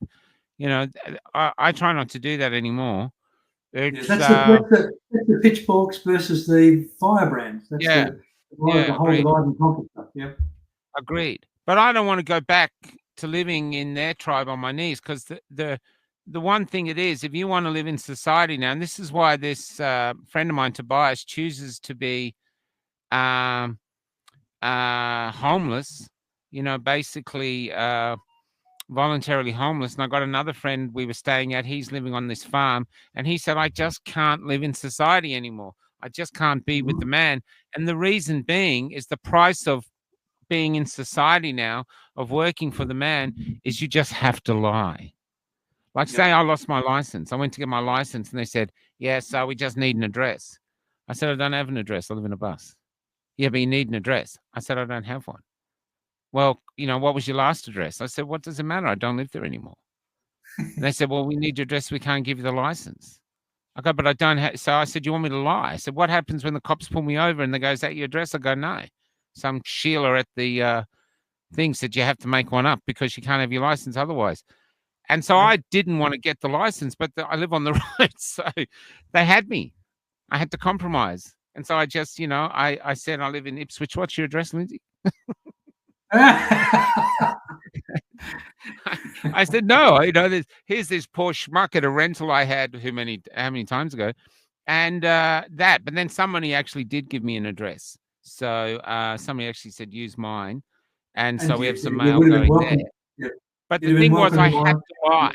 I had to lie to get it. And what happens if you lie now, and then you lie this, and then you lie this, then you lie this, the more you constantly lie, the one thing you get further away from is yourself. I agree. And I think this is what happens when you get older. You go, I can't do this. And my friend, Chris, is a beautiful guy. And so is Tobias. I adore Tobias. But these are guys that go, I can't go back. I can't get back on my knees. I stood up in COVID. Something made me stand up. And I can't get back on my knees. I just can't do it. And they don't have a huge mortgage or anything to pay or kids to feed.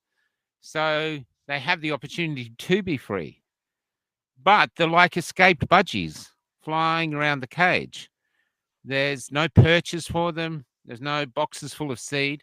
They have to survive. And this is what scares people from joining them.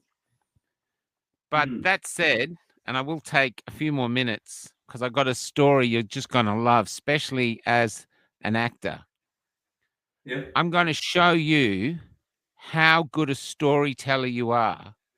I'm going to give you a story that has no written end, and you're going to laugh at a certain point. If I haven't told you this already, have I told you about the chickens? No. Okay. Going through a country town, and outside the town was a lay-by, maybe 5 k's out of the town. And we pulled in, and there's all these chickens there. And I said, Kelly, I've seen this before. They've been dumped. I said, the poor things, they're going to get eaten by foxes. They don't stand a chance. So we got out, we started feeding them some food. And I said, look, I'm going to do a video about these poor chickens. And there was a council worker there. And I said to him, about these, these chickens have been dumped, huh? And he goes, not chickens, mate, roosters. I went, 6 roosters. And he said, yeah. And he said, and I said, so they've been dumped. And he went, yeah, about well over a year ago. I go, are you kidding me? He goes, no, they sleep in that big old tree in the evening. They've learned to fly again, so they sleep in the tree. And these aren't, some of these are like with the boutique chickens with the feathers around their legs. And all of them supremely healthy. All of them getting on. They're just getting on like this little group. And there they live in the tree, and they survive by people like you and me turning up and going, oh, the poor dumb chickens. Come on, wife. Come on, girlfriend. Come on. What have we got that we can feed the chickens? Here, look. Yeah. And suddenly we're giving them, it's only sourdough bread. We don't have anything more. They're doing fine. And then I thought a great play would be, there's me and you and say 2 others, make it 4 to make it simple. Chicken helmets on, chicken feet. Our bodies can still be the same. And we're just on the stage walking around like chickens, getting on, figuring out what we're going to eat. And then a car turns up and it dumps a hen. See what I mean? You've already made up the rest of the story.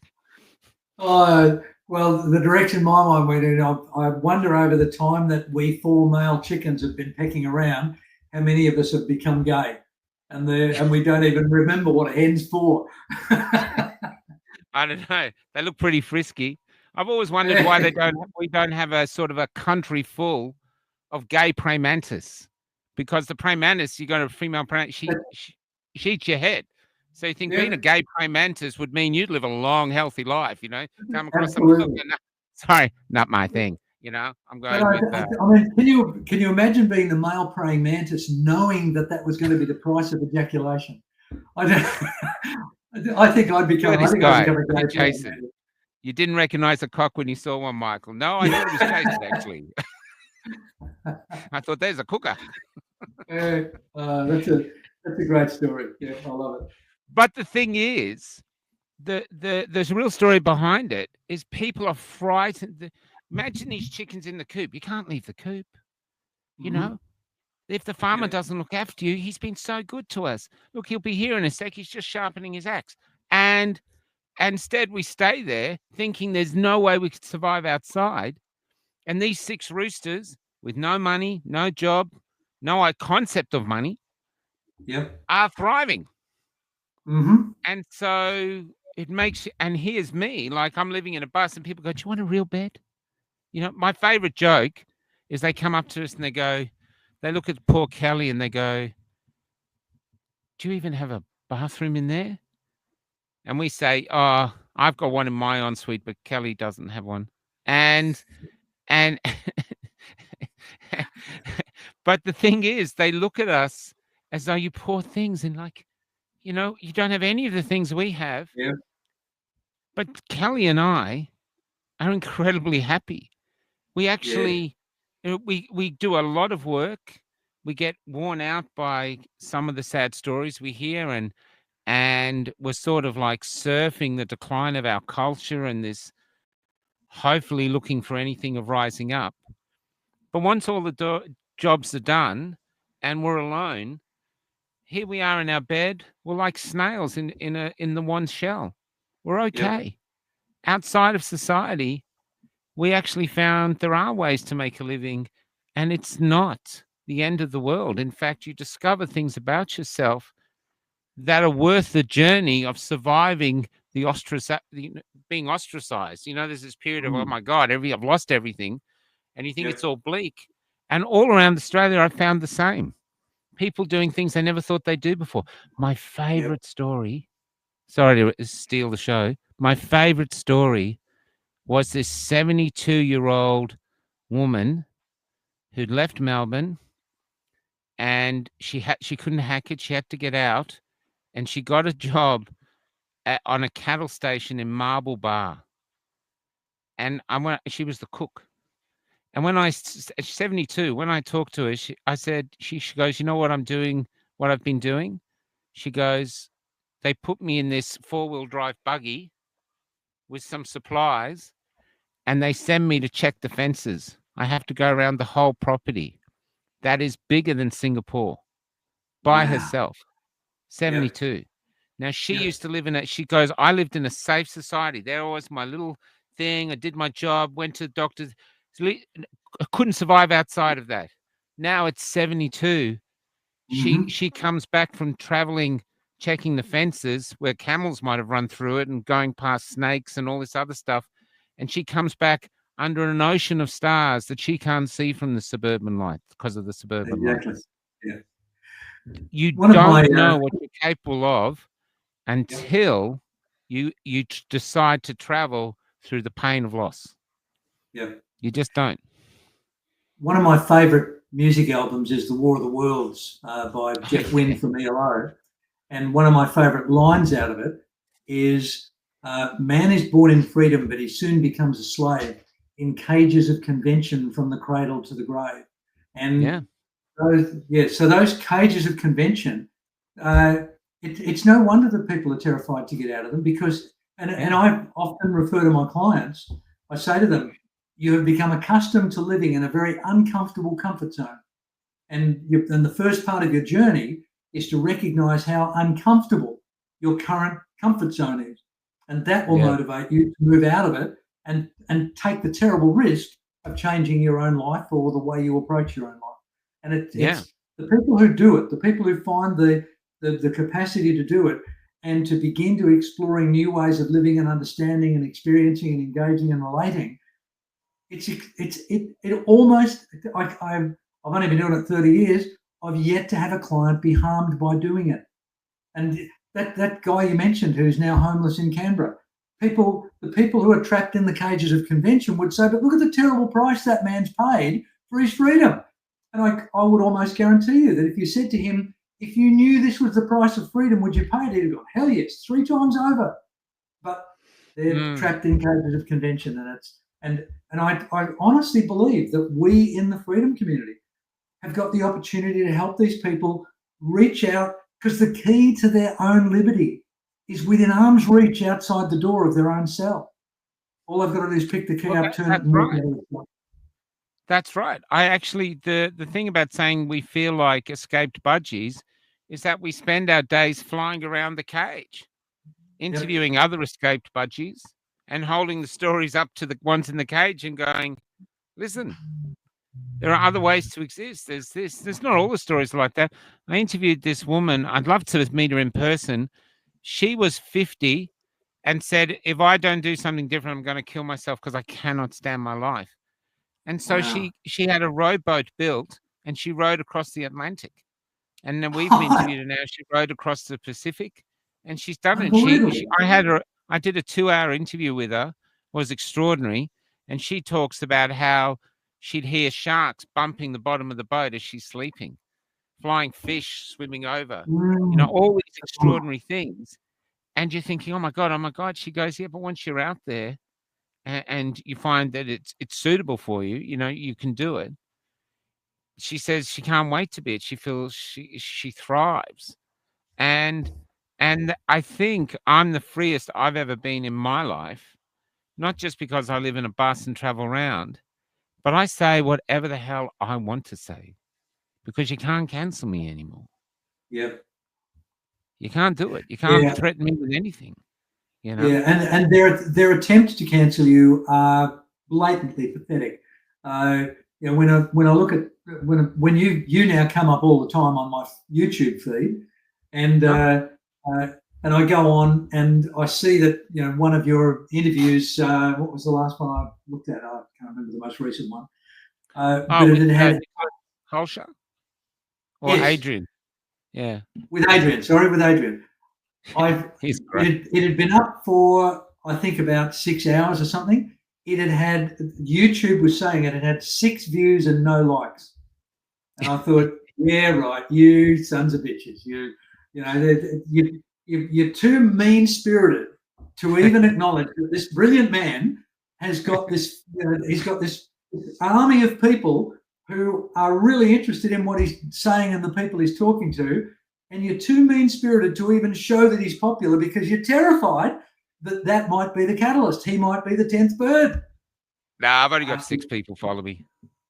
They're just multiple personality disorders, so they come on in different voices. Jason here's got about 12 different personalities. I thought it might have been your 2 friends and each of their 2 friends. Yeah, Kelly's one. Do you know there's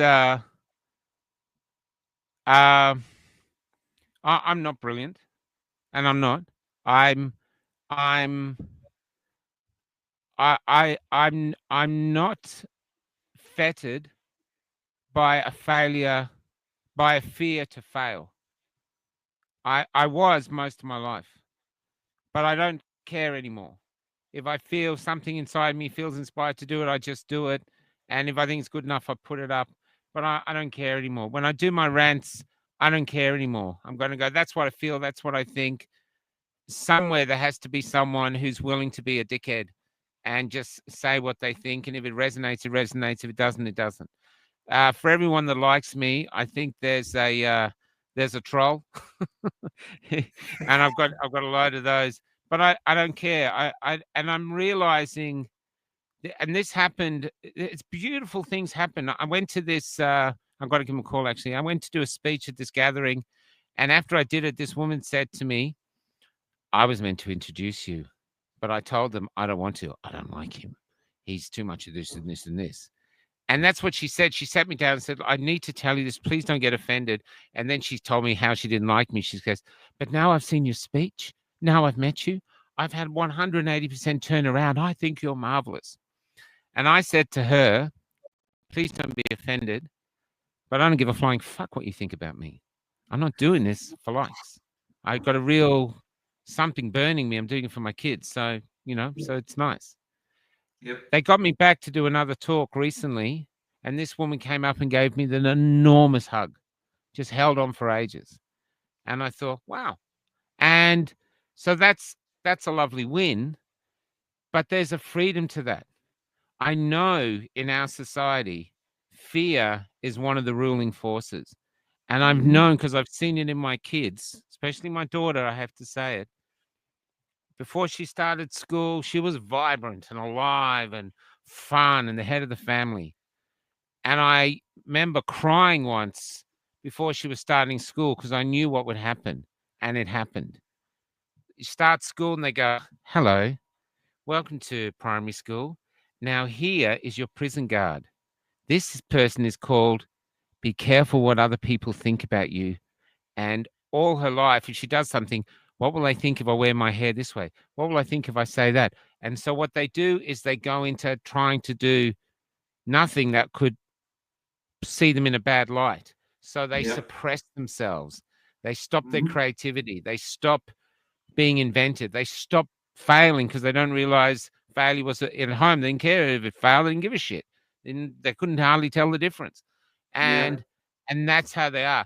And if I had any way of getting to schooling or a new society, I would push, fail your way to somewhere good.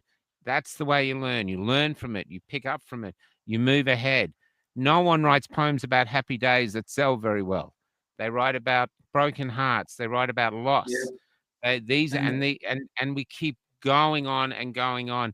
This is how we have to change. We are remarkable beings, Lindsay. We have the capability of light and darkness. We live on a planet that goes from darkness to dawn, and that's also within us. The only difference is we have the choice. We have the choice when the dawn arises in us, when we go on this, or a choice to go into the darkness to try find a new dawn. Look at you and I, man. We didn't know each other a few weeks ago. Now we're thick as thieves. We can even disagree. And you're not sitting there going, "How do I get off this fucking thing?" You know, I'll be putting an unlike on this, Michael. Yeah. I've got to troll you as soon as I get off, bloody idiot. But the thing is, this is freedom because we learn. I'm learning from you, even if you challenge me, because I want to be challenged. Because if you can suddenly prove, actually, Michael, have you seen it this way? I'm going, oh shit. And that a thing of constantly learning or constantly trying to understand what's going on about you, so you're constantly searching for meaning, keeps you alive. I agree. Keeps you refreshed. I bounced back from my heart attack. That's my tribes made me do that because I try to celebrate them and understand the people that surround them. There's a purpose. So I'm okay. One of the things that's jumped out of what you've just been eloquently describing is that we forget that we all started our journey not knowing how to talk, how to eat, how to walk, how to laugh. We had to learn all of those things, and not a single human on earth learned to walk without falling on their ass at least 1,000 times. Thank you. And did you go there? Oh, I fell. I'm never going to stand again. No, you just tried. Exactly. But unfortunately, the environment that we grow up into, one of the expectations, and it's a ridiculous expectation of adults, is that you never do anything wrong. I mean, one of the apprehensions I have about doing this podcast is that I've got a professional target on my back, and I know that there are going to be trolls, and they will download this and they'll get a transcript of it, and they will pore over every one of my words, and they will find the one that they will be able to complain to APRA about, just in order to try and suppress me doing it. Now, that to me, that's not a failure. To me, that's a win. That means I've got some useful idiot to waste all of that time to make an arsehole of themselves, and they think they've got power over me. When I got my first APRA complaint, which I must admit, it was like being told I had cancer the first time. Getting an APRA complaint is a kick in the guts. It comes out of the blue. They usually send it to you at about 5 to 5 on a Friday afternoon, so you can't even get legal advice on it until Monday. And the language that an APRA complaint comes couched in is based on the assumption that the receipt of the complaint will cow you, that you will go, oh my God, I'm in trouble. What have I got to do to get out of trouble? That was not my reaction. My reaction was, what the hell? Oh man, I'm really looking forward to being able to talk to these people. Now, at the end of it, when all the dust settled, I got the same sort of sentence that Donald Trump got for his 34 fraud convictions. Have you know what sentence Trump eventually got after that ridiculous court case? No. Zero? Well, you know, he was sentenced. The same judge that found him guilty on those, whatever, 34, 39 ridiculous accounting errors, the same judge, after he'd been elected president, that judge convicted him of an unconditional discharge. That was his sentence. An unconditional discharge. Yeah. You are found guilty. Now go free. Isn't that ridiculous? Can I? You've said you had cancer twice. No, sorry, and that was a slip of the tongue on my part. No, that's cool. I just thought, but I wasn't going to get into that now. I was thinking that'd be interesting for another, because dealing with tragedy is something that our group has done. So I'll be interested to see what you want to talk about next time. But I'll tell you something while we're talking about babies learning to walk, and this is the thing about life. If you're living, I'm telling you this now, this is something that taught me about life, was working in nursing homes. Because if you work in a nursing home, you realize there's no finish line. There's no ribbon going across. And you go, hey, Lindsay, I'm 80 years old. Hey, man, here's your trophy. Well done. You got through your life. 6 marriages, cancer. You got through all that, this and that, stuff like this, And here you are, man. Here's the trophy. No. There's just a bed in a ward with some other people and people moaning around you and you waiting to pass on. Yep. The living is in the journey. I agree. If you're alive on the planet now and you're not in a nursing home, now is the time to live. Yep. Now is the time. This is it. This is the finishing line where you are now. If you're still alive tomorrow, you got another race. Enjoy it. But this is where you are. And I tell you one thing that I'll never forget, because I used to do agency. I used to go around different nursing homes. It was easy work to get. This is when I first came to Melbourne. And I was in this crappy nursing home, of which there was many. And you got to imagine a long, dark corridor with about 24 rooms going off either ends. And I was on night shift, and I'd just done the final turn of turning people over. And then I heard something, and I went down, and I looked down the hallway. Most of it's dark, except a few security lights. And all I could hear was about 6 or 7 old people calling out, "Mummy, Mum, Mum, Mummy." Yeah. Just like they would have done as babes. So they come full circle.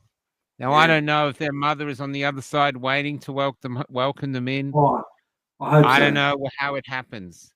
But what it taught me was the living is in the living.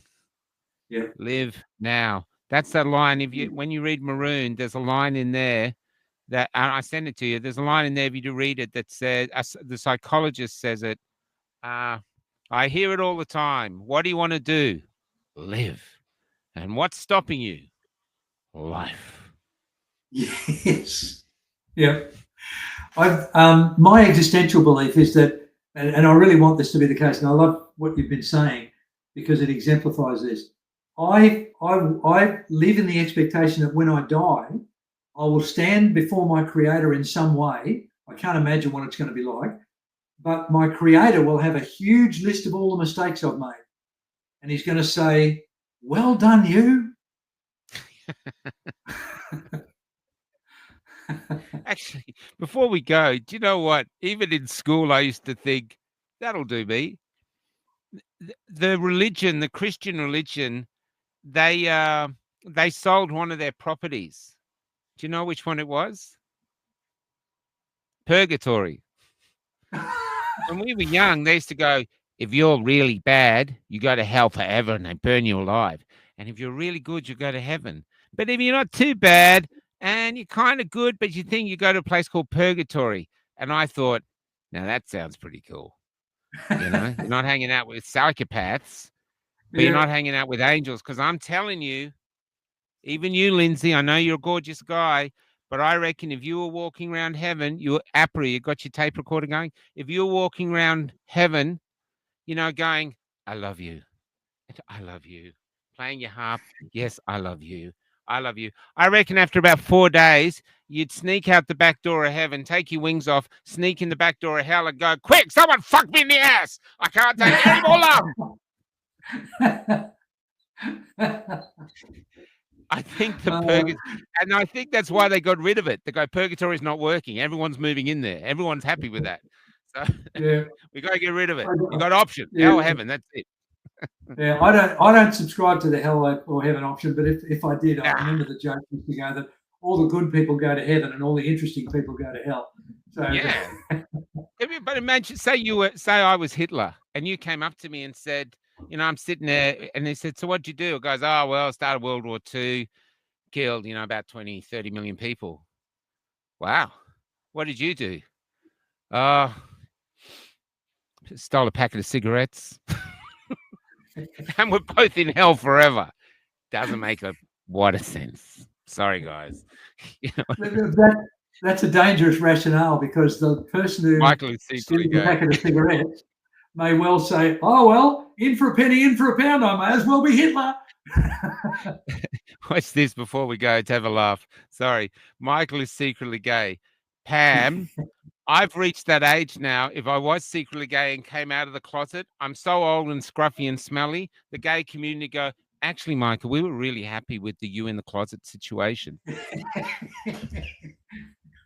Yeah, please don't join our club. It's working for us, you know. It's working for you. It's working for us. Yeah, no, I think that's it. Yeah, I think it is, mate. I think what we've what I was hoping to achieve in this second conversation about betrayal was, I was really hoping to get us to have a broader appreciation of the nuances of betrayal, and hopefully to start to at least pursue some ways that we can heal as a result of being betrayed, and potentially help those who've betrayed us hit the ground softly when they do hit the ground. There's always 2 weeks from now. Maybe this could be the show. Will they ever get to finish the Betrayal series? Oh dear. Well, we'll by conversation every week. They go this way, they go that way. It's like Billy Connolly. They'll be like, "There's Lindsay at 90 years old," and me going, "Michael, wake up, huh? I talk about betrayal." But we could. Well, I heard Billy Connolly interviewed once, and they said, "You know, what do you think makes you funny?" And he said, "I talk about bodily functions." And that's basically all he did. Yeah, he did. Yeah, he was great. I still remember that joke he did on Parkinson's about the guy who buried his wife. He killed her, and then he buried her, so her ass was sticking out of the ground, and that's how they found her. And the cop said, "Why did you bury her like that?" He goes, "I needed someone to park my bike." Yeah, I'll leave it a He good said one. that on mainstream TV on Parkinson's. Anyway, Lindsay, look, we'll get onto it. People are really loving what you're doing. Some people are questioning you. I think that's really, really healthy. I think that's really healthy. There's even some questions here, you know, that I think maybe as we get more organized, maybe we could do like an hour and a half, and then at the hour and a half stage go, "Okay, Lindsay's going to answer your questions now as they're coming in." There's no psychological questions. I mean, if I've offended or alienated or confused anybody, it's either because I'm an idiot that's ignorant and doesn't know much about that particular subject, and I'm open to that idea, and so the question will expose that. But it's possible that the person who's offended, alienated, or confused hasn't quite got what I've said, and that gives another opportunity to potentially clarify it. And I don't care which. Does betrayal stem from ego? What a fantastic question. Well, I'm reluctant to wait till next time, so let's give that a moment before we do it, brother. Do it. Yeah. Okay. I suspect that the generally accepted term ego is at the heart of almost all of the awful, stupid, horrible things that we do. I'm an old-fashioned psychologist. At the beginning of my educational exposure to psychology, the first psychologist we talked about was dear old Sigmund Freud. and he talked about the id, the ego, and the superego. And the ego gets a bad rap because the id is the demanding child, the superego is the critical parent, and the ego is the adult in the middle trying to sort out the demands of both parties. So I think the ego that's referenced in that question is the often vilified ego, which is the selfish, compulsive. It's actually the id and the superego that has been conflated into what is currently referred to as the ego, because in Freudian terms, the ego is the one that stops and thinks, and the ego is the one that is least likely to engage in betrayal. But the id, the child, and the superego, the demanding parent, they're the ones that are most likely to engage in acts of betrayal. So, fantastic question. I hope I've responded to it in some meaningful way, but most betrayal is based on the fact that people are typically deeply unconsciously motivated by selfishness. And this is why the convenient lie that you alluded to earlier, Michael, which then escalates into a series of lies. These things come from our deep innate programming. And you and I'm sure we will disagree again and again and again about the notion of people making choices in their lives. I think this question about is betrayal based in ego, I think it's definitely based on the fact that there's a category of people, thankfully a very small category, who are psychopaths, and they actually make the decision to betray. They are highly cognitive of what they're doing. But the rest of the people who engage in acts of betrayal are doing it because they are the slave to their programming, and they are accidentally betraying. And that inner program protects them from their own betrayal, and that's why they go into cognitive dissonance, denial, double down, projection, all those kind of self protection devices. So I hope that is a reasonable, brief observation on that question. But I can't watch the comments as we're talking, Michael. So I don't know whether people have a like philosophy battle. Giddy up, that'd be great. Time, to everyone watching, I meant to do it this week, but this week with the court case and all the interviews we've done, I just got too tired. We're calling these campfire chats. And what Lindsay and I both agreed on is that we're not sure we're going to wake people up, but when they wake up, it'd be nice if they wake up in the darkness and alone and think, where can I go? And there's people having campfire chats about what it is to be human and stuff. Like when you just mentioned the ego, I'd love to hear your thoughts on what actually is the ego. What's its purpose? Why, and can we benefit from it? Ego is not a dirty word and all this sort of stuff. And the super ego. You stole my Shirley Shawn reference, you bastard. But the super ego I've never heard about. You know what I mean? Okay. But I'm sure the trolls believe I've got one. But I've never heard about that. I'd be fascinated in that because where we are, Lindsay, this is where we are and what we're doing now. And I know this. AI is coming, and it, like I said, it's already controlling us. We got all these other issues we're facing, and even Yuval Harari, I saw him say, now there's never been a more important time to define what is humanity, why are we here, what's our purpose, because our replacements are already about to leave the factory. Yep. So now is the time. And what they say is you never, what's that saying about you never know how much you love something until it's gone? Yep. Well, our humanity might be gone very soon. If we're, you don't know what you've got till it's gone. Yeah, you don't know what you've got till it's gone. And this is where we are now. Yeah. Yep. Yeah. The next campfire chat: how to survive the apocalypse. Yeah. So I'm looking forward to another one of these.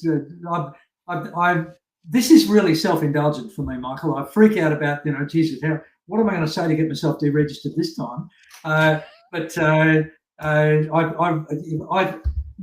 made a comment earlier that you're not a brilliant guy. You are brilliant. You're creative. You're courageous. You're fun. You're irreverent, and all of those things. And I am, mate. So Yeah. So don't. I tell you I something won't funny before we deal go. with We camped outside ASIO by mistake, and a friend said to me, ASIO, or one of the intelligence agencies, I think it was ASIO or some one of them, and he said, "You're outside the intelligence agency." He goes, "You're going to move?" I said, "No." I said, "They watch everything we do. I'm going to knock on their door, see if they want an autograph." Yeah. Did you see that magnificent meme the other day? Someone posted something about the CIA, and they said they're watching everything you do, and they'd spelt their THEIR. And the next post was from the CIA saying THEY apostrophe RE. I thought it was brilliant. So Yeah. You have to There's reconcile yourself. We're being no, that was great. even just by the trolls, mate. Yeah, Maggie's right. Actually, memes are great because before you go, another thing to talk about, and it'd be interesting from your point. They had a young girl, you probably heard of her in England, who had a knife in one hand, an axe in the other, and they're claiming that she was being harassed by people wanting to molest her, and she stood up to them. And human beings have used AI, and they're creating symbols of freedom. And there's, if you get on Twitter, there is so many of these. You can actually have a gallery of images based on this girl. And so people hate AI, but at the same time, I'll just bring up another one. At the same time, AI is an incredibly powerful tool because we can create very powerful memes, which are far more powerful often than speeches, and do it in no time. And so all these have been coming out. This is the one I like. This is, for me, that's the winner. And there she's got a torn jeans and everything. We're in an extraordinary time. We are. Extraordinary time. Great promise, great loss, all here. And people finding friends in all sorts of places, even in Ipswich. Even in buses, mate. Even in buses. So anyway, guys, I'm too tired to look for a song. I know you think I'm going to go out with the Lucky Country, and we'll see Lindsay in 2 weeks. Unless something happens before. Thank you for coming on, Lindsay. Thank you for being you, and I very much look forward to the next thing. I was a bit tired today, but you've inspired me, brother. You've inspired me. Good on you, Michael. Take care, mate. Take care. Bye. See you, matey. Bye-bye.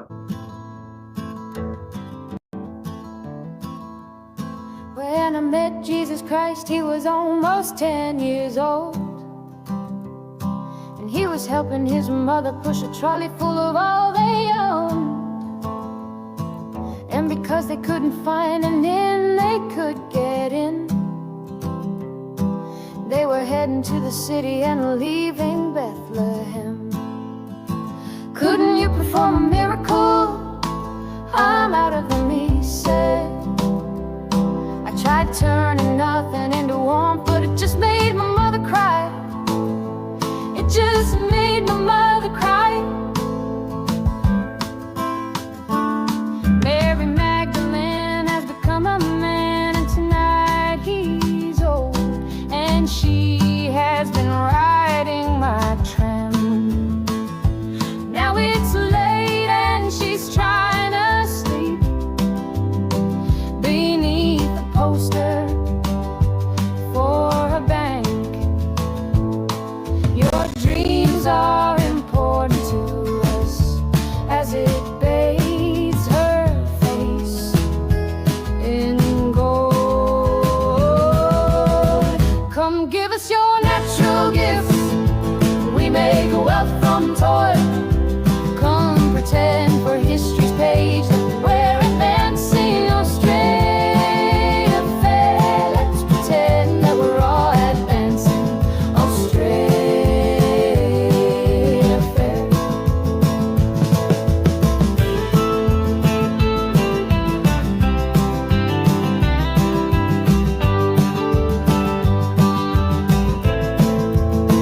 Back down the road I found the church we built on the black man's bones.